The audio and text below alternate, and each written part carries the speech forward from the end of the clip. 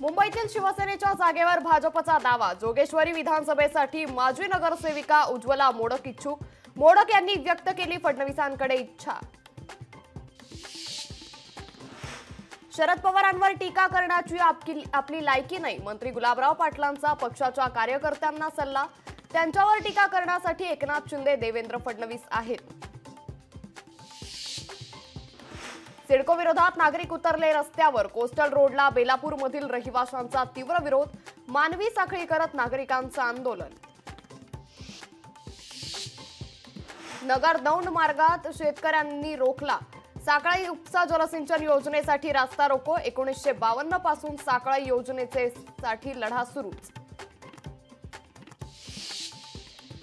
सोलापुरातील मोहोळ इथे अजित पवारांचा ताफा अडवण्याचा प्रयत्न। मराठा समाजाकडून ताफा अडवण्याचा प्रयत्न। मराठा आंदोलकांचा पोलिसांना मज्जाव। अंतरवालीतील ओबीसी आंदोलकांची प्रकृती खालावली। ओबीसी आंदोलक बाळासाहेब दखणेंची तब्येत बिघडली। आंदोलकांच्या उपोषणाचा आजचा 5वा दिवस। छत्रपती संभाजीनगरमध्ये सकल मराठा समाजाकडून रास्ता रोको। रास्ता रोको एक मराठा लाख मराठाच्या घोषणा। रस्त्याच्या दोन्ही बाजूंनी वाहतूक झाली ठप्प।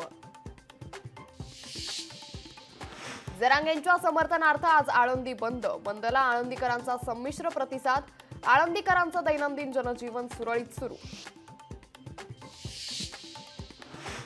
मनोज जरांगेंच्या समर्थनार्थ आज उद्या अहमदनगर बंद। सकल मराठा समाजाच्या वतीनं जिल्हा बंदची हाक।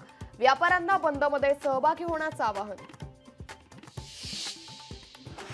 3.5 शक्तीपीठांपैकी पूर्ण पीठ असलेल्या रेणुका मातेच्या माहूर गडावर नवरात्र उत्सवाची जय्यत तयारी सुरू।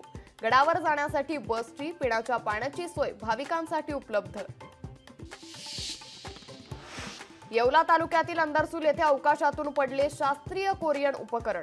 येवला अंदरसूलला शेतकऱ्यांमध्ये भीतीचं वातावरण। लोकशाही मराठी ऐका, पहा, जागरूक रहा।